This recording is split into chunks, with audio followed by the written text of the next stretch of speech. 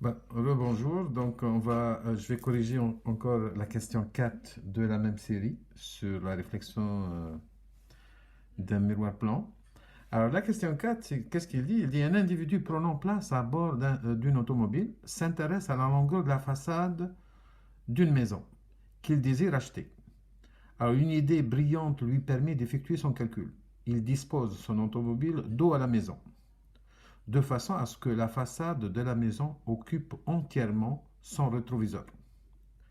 Le rétroviseur a une largeur de 20 cm. Ça, c'est le rétroviseur, c'est 20 cm. Et l'individu est placé au centre du rétroviseur à 50 cm. Donc, ça, c'est le chauffeur ici.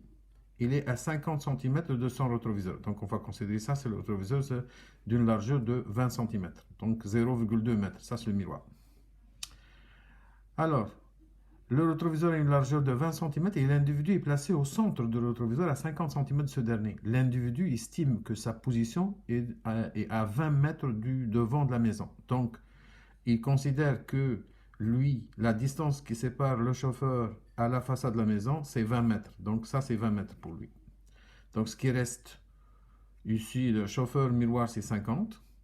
Alors, on veut savoir quelle est la longueur de la façade de la maison. C'est ça, la façade de la maison. Donc lui, il a placé sa voiture de cette façon d'avoir toute la façade dans son rétroviseur. Alors ça, c'est un dessin, mais il n'est pas à l'échelle. Donc ça, c'est le miroir, ça, c'est le chauffeur, il est à 50 cm. Donc lui, il a utilisé ici le champ de vision.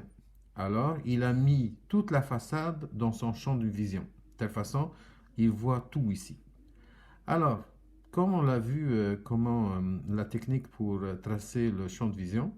Alors, première chose, on a ça, c'est l'observatoire, le chauffeur.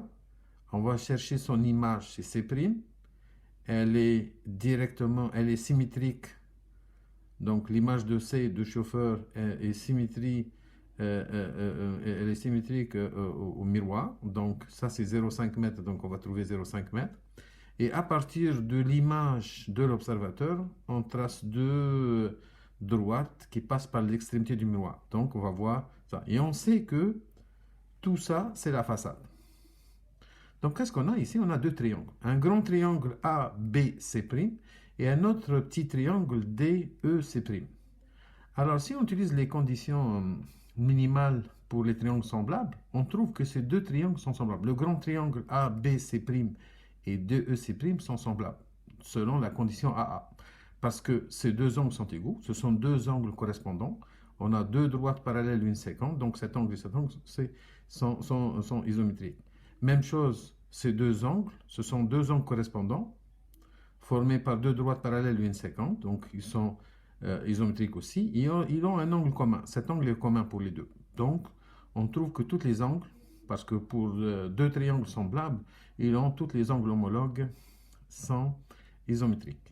Alors, on va utiliser une des propriétés des triangles semblables, c'est que si on fait un rapport des hauteurs, le rapport des hauteurs doit être le même que le rapport des bases, par exemple. Alors, la hauteur du premier triangle, c'est 0,5 m. La hauteur du deuxième, c'est 0,5 plus 0,5 plus 20, c'est 21 mètres. Donc, si je fais 21 hauteur du grand triangle sur la hauteur du petit, égale au rapport des bases aussi. Ici, c'est notre inconnu, c'est x. Et ça, on le sait là, c'est sur le miroir, c'est 0,2 mètres, c'est x sur 0,2. Alors, si on isole le x, ça va nous donner la largeur de la façade qui est 8,4 mètres. Donc, on répond à la question. Alors, c'est ça la deuxième partie de cette série. Donc, si peut-être je vais faire une autre vidéo pour les questions qui restent de cette série. Merci et je vous souhaite un bon confinement.